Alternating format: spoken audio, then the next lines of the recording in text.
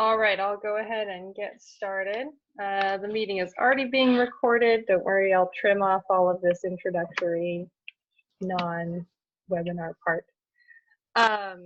You all know me. I'm Katie Pearson, the project manager for the California Phenology Thematic Collections Network.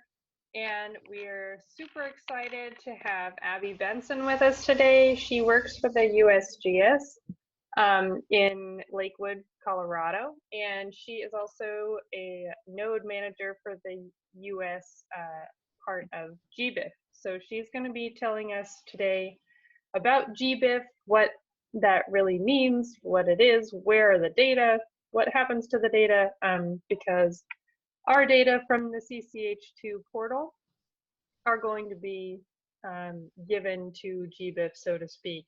They're a data aggregator, and then our data will be even more accessible by people all across the globe. So with that, Abby, feel free to take it away. I will chat with Terry. Okay, you saw that. Okay. I did. Let me share. This worked before we started, so hopefully it works again. Right. Can you guys all see my presentation? Still good, Katie? Okay. Looks great. Okay, thank you. So thanks for the opportunity to talk to you guys today about the Global Biodiversity Information Facility. I'm Abby Benson, as Katie noted. I work for the US Geological Survey, and I'm the relatively new GBIF, US GBIF node manager. So I just became the node manager in February, and you guys are my first presentation on GBIF, so take it easy on me. I'm happy to take any questions, but just starting from there. Okay, so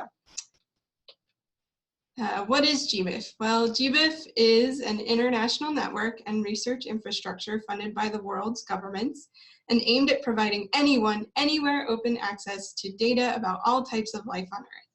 It's a pretty lofty, broad, more like a vision statement than it is what exactly GBIF is. But it gives you a little bit of sense of what at least GBIF, what the goals of GBIF are and what we're trying to accomplish with it. It's a connected community, and so you guys are part of that connected community. The participants collaborate by sharing skills, experience, and technology to mobilize and use data about biodiversity for the public good. So one key feature of GBIF is that the data are publicly accessible. Anyone can use them for any purpose, really, and that's bringing together everyone into a community and working together to build a community of practice around mobilizing biodiversity data makes it so that we can really understand better what's going on in the world with biodiversity. It's an informatics infrastructure, so the secretariat at GBIF is really where the informatics portion of this takes place. That's where the data gets aggregated together into an integrated data resource.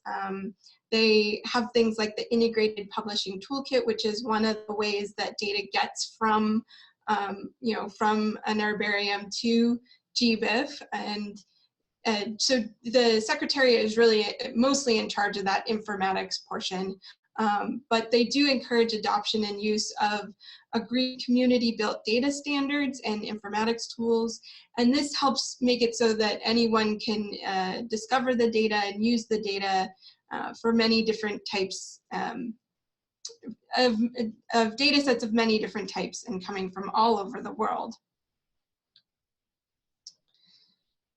It's a window on biodiversity, so data are published through the GBIF network describe where and when hundreds of millions of individual organisms have been observed or collected, helping countries to unlock knowledge about their own biodiversity from around the world.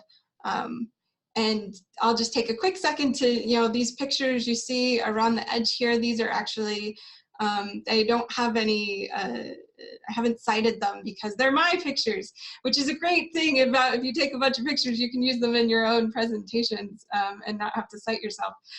But these are pictures that I've taken of wildlife using the iNaturalist app. And so iNaturalist is a citizen science project where the data go into GBIF through iNaturalist. So just to give you a sense of what you can do with iNaturalist. So add that to your repertoire. GBIF by the numbers. There's over 1 billion occurrence records in GBIF from 45,000 data sets. That's from almost 1,500 publishers, lots of records served per month and monthly user sessions. So people are using the data, they're getting in there, accessing it. And it's from 58 participant countries, which is really, I think, amazing that the data are coming from so many different places. Here is the current network. So showing the vote, there's 39 voting participants and 19 associate country participants, and then 38 other associate participant countries that are mobilizing data and making it accessible through this integrated data resource. So I've kind of talked a little bit about what GBIF is, and it gives you kind of a broad sense of, okay, what is GBIF, but it doesn't really get down to the specifics. And so one thing that makes GBIF different than, let's say, a data catalog is that the data are integrated together, and I keep using this phrase, an integrated data resource. So it's slightly different than maybe a data catalog where you might go and search for some data. It comes back with several different data sets for you to look through. So if you might search on a species, you might have a lot of different data sets to look through, whereas that's not the case for GBIF. And I'll kind of step through what that means with this example. So let's say you're a California brittle-bush researcher, and that's specifically what you're interested in knowing more about and learning about, and you want geo-referenced occurrences of this species, okay?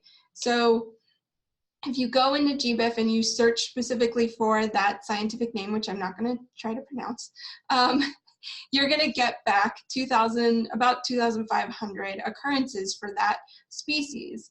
And about 2,000 of those are georeferenced. So you get a map, you can see where they are in space. And so if you're this California brittle-bush researcher, you go, okay, I think these 2,000 records are what I'm interested in. And what's really neat about GBIF is that those 2,000 occurrences are actually coming from 48 different occurrence data sets. So instead of having to go to each of those 48 data sets and pull out those occurrences because that's what you're really interested in, instead you can slice and dice this data in different ways because they're integrated together. And how they're integrated together is using Darwin Core. So Darwin Core is the standard that's used by the Global Biodiversity Information Facility and other international integrated databases. And it was originally created for museum collections. So trying to mobilize the biological specimens and their spatiotemporal occurrence and supporting evidence that was housed in these collections. It's since been expanded to include, ecologists going out and doing surveys and things like that, but that's really where Darwin Core got its start. Here are the Darwin Core terms. I'm not going to go through them individually or anything like that. I don't want to bore you to tears, but this gives you a sense of what is in Darwin Core. This is what the data gets aligned to. So the information has to fit into these. The original data information has to fit into these terms in order to get it into GBIF. And this is really what is able to have these data sets be integrated together so that we can slice and dice them however, in these different ways, pull out information that you want specifically from different data sets. The data published through gbif.org, you can see that it's ever increasing, and a lot of animals, but also a lot of plants, and you know, just getting more and more every year, which is a great resource for researchers. Far away, the United States publishes the most occurrences over any of the other countries, but other countries in there also publishing a lot of occurrences for us all to be able to use. But interestingly, Mexico, at least in the first part of, like, basically the first half of the year, was the one downloading the most, having had the most downloads in that first part of the year. And then the United States was right behind, and Brazil and the UK. So lots of different people are and countries are interested in this information and using it for their research purposes or other purposes too. So there are some data requirements to be able to get data into GBIF. There's some requirements for the actual occurrence records themselves, and then for the metadata. For the occurrence records, you have to have an occurrence ID, which is a globally unique identifier for each occurrence in the data set. You have to have basis of record, which is the only Darwin Core term with a controlled vocabulary. I think for most of you, it would probably be preserved specimen, but I'm happy to help with that if there's any questions with that. A scientific name is required, and event date is also required. And then there are some that are strongly recommended, like you know, we really want to try to get those if we can, like latitude and longitude, and coordinate uncertainty meters can really be helpful for people reusing this data down the line. And then there are some that are share if available. Just these first two, the information withheld and data generalizations, are just if there's something that's really key for people to be able to understand these occurrences, you know, you might include that information if it makes sense, but it doesn't always make sense to include it. For the data set metadata, there you have to have a title, a description, which is basically an abstract, publishing organization, type, license, and then some information about the contacts is required metadata. And so it's very minimal metadata really, but those are the required fields. Okay, so let's say you're on board. Yes, I'm sharing my data to GBIF. I'm really excited about it. I've aligned it to Darwin Core. What happens next? Like, how does it get from my desktop or wherever to GBIF? Well, one way, and this is not the only way that data gets into GBIF, but one way is through the Integrated Publishing Toolkit. So data, you have to have the data already in the Darwin Core standard, and then you can load it into this IPT, is what we usually refer to it as. And if you make it publicly accessible and then register it, GBIF then knows to come and harvest it from here, and they pick it up pretty quick, and it's available in a matter of minutes in GBIF after that. And then once you've loaded your data and you've shared it with GBIF, this is sort of the data set page that you would see once your data are loaded. And you can see how many occurrences are there, so you can kind of double check that that seems correct to you.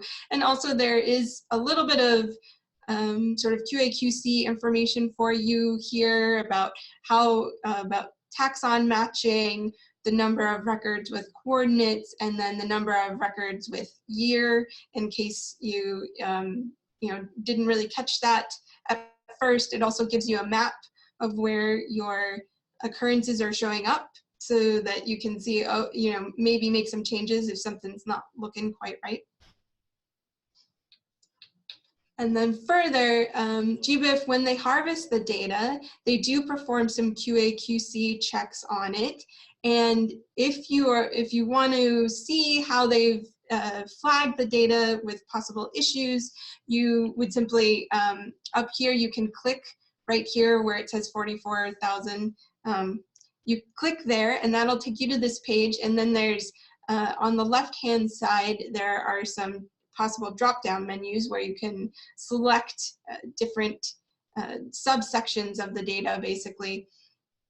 And here, so if you really wanted to look at those particular records that have the coordinate rounded or coordinate reprojected, things like that, you can zero in on those particular records and see, maybe try to figure out in more detail what's happening there. And you might decide, oh, that looks great, and it's no problem, but it's there for you as a resource if you're interested. So once you've loaded the data into GBIF, it's there, accessible, then what happens? Well, there are an ever-increasing number of peer-reviewed publications using GBIF-mediated data. We keep having more and more of those are coming out every year. And so this is really exciting because people are using the data, but how does that relate to you? Well, once you've shared the data, you will be able to look at your sort of GBIF dataset page, and you'll see over here in the right-hand corner, there is a place where it says number of citations. So this particular dataset has 246 citations. So these are all the peer-reviewed publications that are citing this data using this DOI here, which is another thing that GBIF provides, is a DOI for the data set that can be cited in peer-reviewed publications. So 246 different peer-reviewed publications cited this particular data set. So you can click on that, and then you can see which peer-reviewed publications are using your data and get a sense not only of just the number, but of the use cases that are coming out of making these data publicly accessible and available for people to reuse. And yeah, that's actually all I have. So I will take questions if there are any. Thanks so much, Abby. That was a really great introduction. And we purposely wanted to leave a lot of time for questions because we figured that that would probably be what people would be coming with, questions or curiosities, comments on GBIF, how it interfaces with CCH2. Both Abby and I should be able to, at least between us, answer questions. And if not, then I will Katie, figure out the answer. I have a question for you and Abby. When we upload to GBIF, do we have to, it seems like we do have to create a special account, like for the university, so that we include all participants throughout the university that might be participating. Is that correct? I mean, it's more than just the CCH2 data going there. We need to send it there based on the account that we create. Is that correct? Yeah. I mean, I don't know exactly how it's working for CCH2, but you know, you can see for the University of California, Santa Barbara Herbarium, you know, they registered as their own entity. And then, so when you register, and I haven't actually gone through this process myself, I'm sort of at the other end of it, but when you go ahead and register your university, then I will get an email that says to endorse you, and so I'll endorse you at that point, and that's what makes it so that you can start publishing data. So is it all right to have a separate registration for example, if we had UCR or UC Riverside Paleontology and UC Riverside Herbarium, or are those supposed to be the same entity? Yeah, it's a good question, and I'm not completely sure of the answer. So I showed, so you can see, University of Kansas, I believe, they have one IPT that serves out I think all of their collections, but this does require some coordination between the different collections at your university, which maybe isn't always possible. So I think there are times where it's just the herbarium is registered separately. So I don't think there's any problem with that. But if you can get together, it might make it might be a good opportunity for collaborating and networking, and you know, to have one sort of instance where you're sharing your data. Okay. So it sounds like you guys could probably just register yourselves, Mike. Yeah, that would be quite a bit more straightforward and simplified. And I think I could probably work with Amy and Andy to get that done relatively soon. And I just wanted to make sure, though, that there wouldn't be any other issues as other agency or other departments in UCR will eventually get involved. But we do have a unique identifier that cannot be confused with any other entity in UCR. So I think we'll be okay on that standpoint. And I think we do meet most of all the other requirements for the data that you covered earlier a few minutes ago. So, okay, that was my primary question was, could we go ahead and sign up on our own without causing any problems? And it looks like we should be able to do that. Looks like it. Okay, thank you. We have some questions in the chat. Alex asks, can you register your institution backwards? In other words, if your institution publishes to GBIF from various portals, Arctos, Symbiota, CCH, etc., can we go to GBIF and retroactively create a University of California, Santa Cruz collections from these collections that are already shared? It would be useful to track those publications. Right. Whoa. I told you guys to take it easy on me. I can also explain if that would make things easier if you don't understand the question. Well, I think I understand what you're saying, that some of your data is being published out through various different portals, it looks like. Yeah, and it would all have the associator of our like museum ID of UCSC. And so could we, since the data are already on GBIF, could we go back and retroactively create a UCSC portal where we could see how many total specimens we have on GBIF and see the publications that are linked to those specimens? And yeah, so go at that kind of aggregation backwards. Does that make sense? Right. I mean, so this is an interesting question because I'm not sure that you would be able to pull out your occurrences out of those and then put them, I mean, you probably could. So I guess you could download them out of those portals.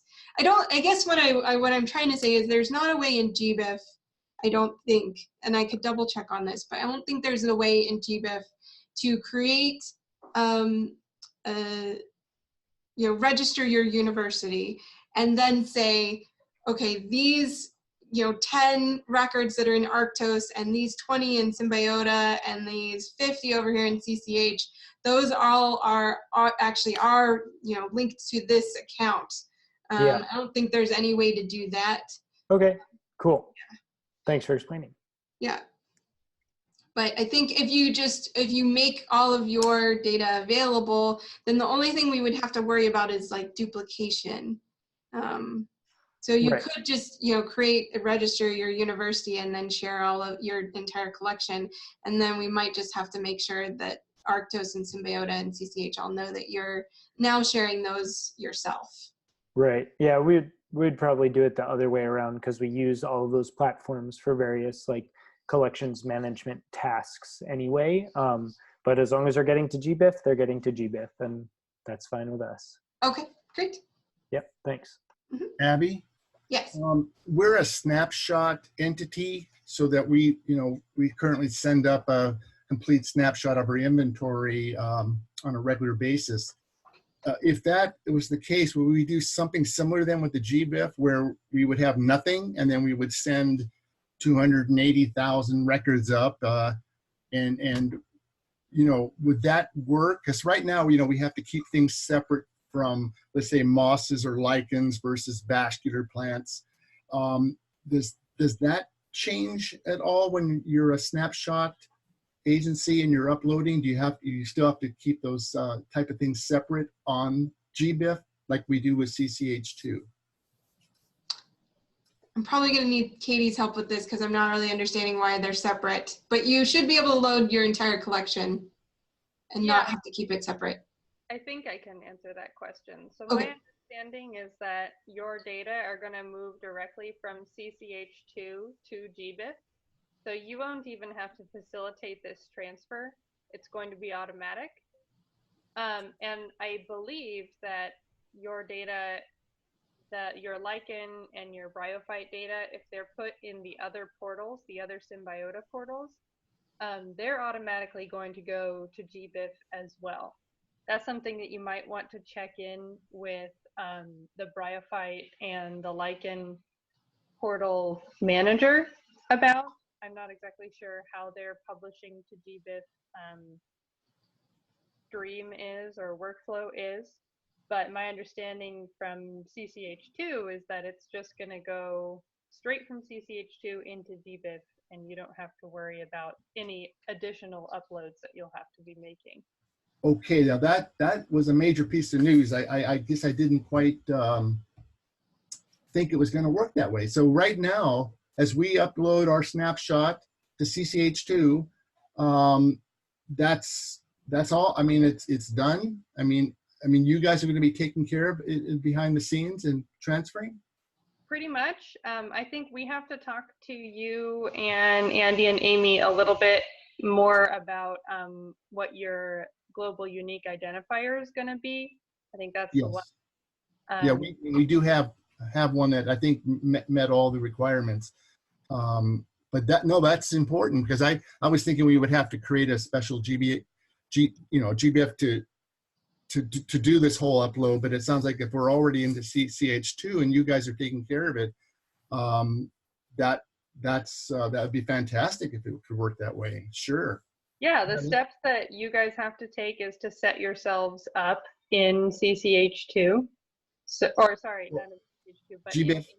Yeah, you'll set up your collection to have that splash page that Abby was showing.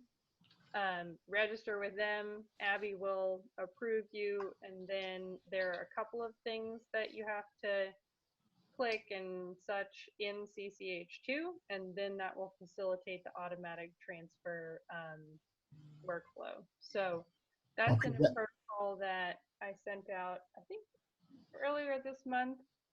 It's also on the website, I believe. So that's another place you can find how to register yourself for GBIF. Okay, thanks, Katie. That's good. Thank you. Yeah, no problem. Mike Simpson has a question. You gave an example of a cited data set. I guess I didn't understand what you meant by data set here, or what the DOI refers to. A given search would seem to be very specialized. Can you elaborate? Yes. Right, when you do a search, depending on how your search is done, you get a DOI. So if you specify your search well enough that you're getting just the records you want, you get one DOI, and that DOI gives GBIF the ability to understand which data sets are included in that search. So basically, every time you download a data set out of GBIF, a DOI is created for that specific search download, and then GBIF keeps those. It actually keeps almost all of the downloads that are done. It keeps them for, not for eternity, but definitely for a while. And so that DOI understands which data sets are included in your specific search. And so when a researcher publishes that DOI, then GBIF is able to pick that DOI up and understand which data sets were included in that publication. Another thing that happens is you can see here, for instance, this retracing the contours of early angiosperm environmental niche is they had quite a few DOIs, so they might have gone in and done a search species by species and gotten DOIs each species, which includes all of the data sets that are in there, and then they're citing each one of those DOIs. But the key component here is that GBIF keeps track of which data sets are in each of those DOIs and is able to credit the correct data sets with being in that publication. Does that explain it, Mike, for you? Mike says yes.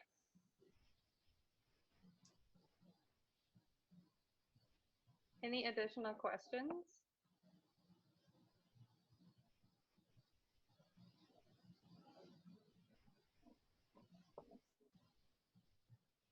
Accountability, Mike asks.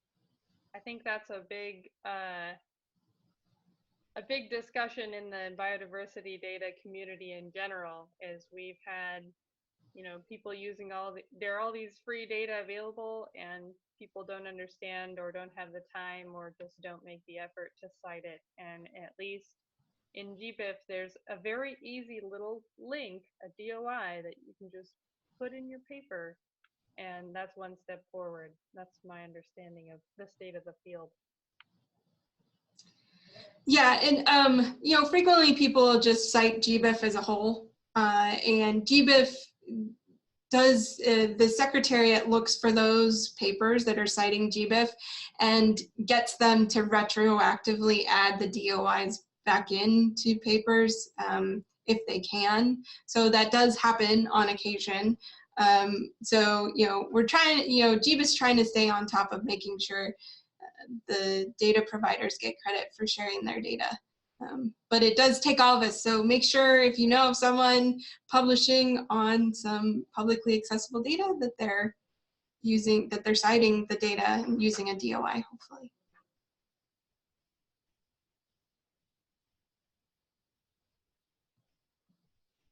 Any more questions?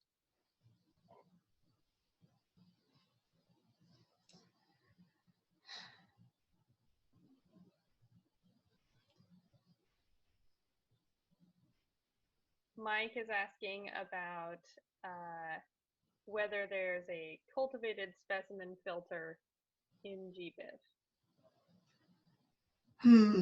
Yeah, that I would have, I'm not too familiar with whether there should be. I think those are supposed to be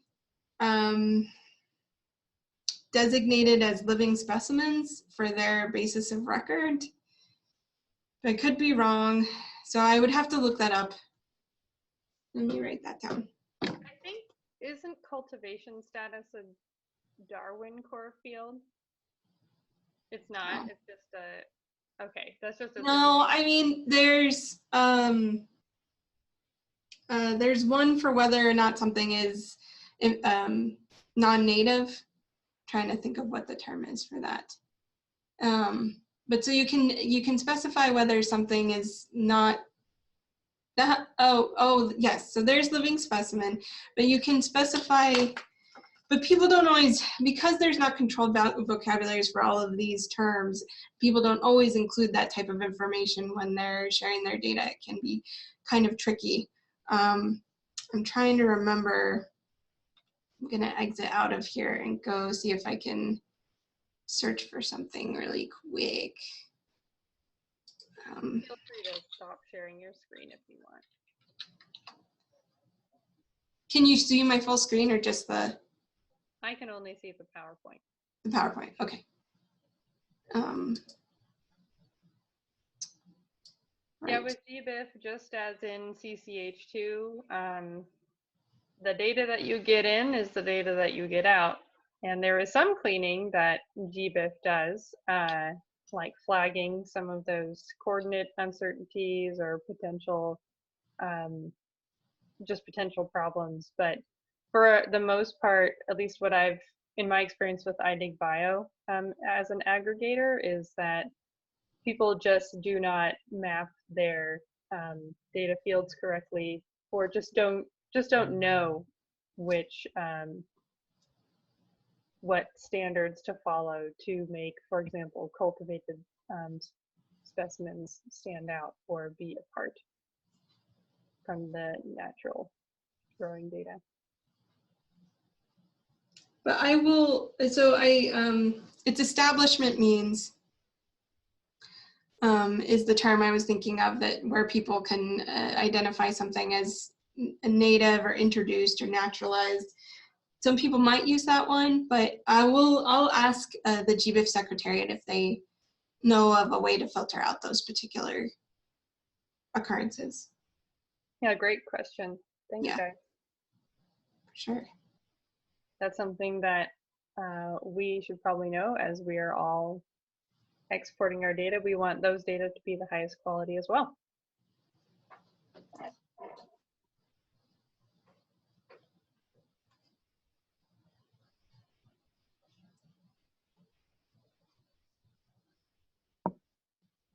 Well, I think with that, oh, no, there's one more. Errors, good question. So when you go to GBIF, maybe I should share, I will share this because, let's see, this one. Okay, can you guys see my Chrome window? Yep. With GBIF up? Okay, so you have to log in, I believe, but there is this place here right next to the login where you can submit feedback, and so these all go into a GitHub account. And so if you see something isn't quite right, the content isn't quite right, other sorts of issues, or you just have an idea, this is where you can go and submit that. So you have to log in. See, I clicked one of those and it says please log in to give feedback. But you know, alternatively, you can go directly to GitHub and submit an issue if you're familiar with how to use GitHub to point out issues. And as for editing your data, you'll just edit them directly in CCH2 as you would any errors. It's just kind of another way to find what has been flagged.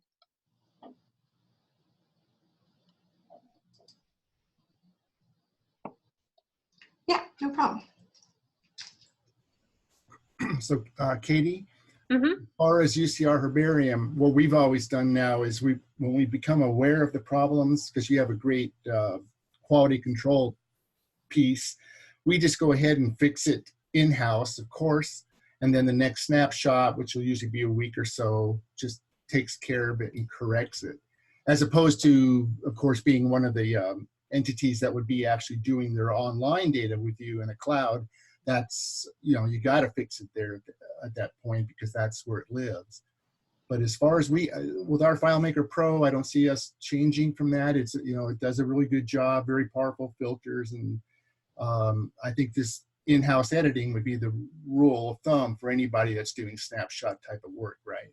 That's right. Yeah, snapshots, you just always want to make the edits where the data are living. So the data are living in your home database, but for live collections, they're living in CCH2. So you make the changes in CCH2, and eventually everything's going to propagate outward toward GBIF. Makes perfect sense. Thank you. No problem. And one thing to point out, this is where that globally unique identifier for the occurrence really comes in, and why it's always best if the people closest to the data are the ones managing those globally unique identifiers, so that if you do an update to an occurrence, you've got that globally unique identifier. That way you know, the update happens to that specific occurrence, and people who might have used that occurrence previously and go back and search again can see that it's been updated. It doesn't show up as a different occurrence. Does that make sense? Okay, cool. Always link to the same number. Yeah. Well, thanks everyone for joining us for this webinar. Thanks. Let's thank Abby. I know that we can't all clap here, but for joining us for her great introduction to GBIF and for answering all of our questions. Thank you. Yeah, feel free to email me. I can send questions to Abby as they come up. And have a wonderful rest of your day. Yeah, definitely. Yeah, any questions, I'm happy to help anytime. So just let me know. And she'll be seeing all of your collections as you're gonna get approved. And I will. follow that protocol that I sent out earlier. Okay, Thanks, everyone. great. Thanks, everyone. Bye.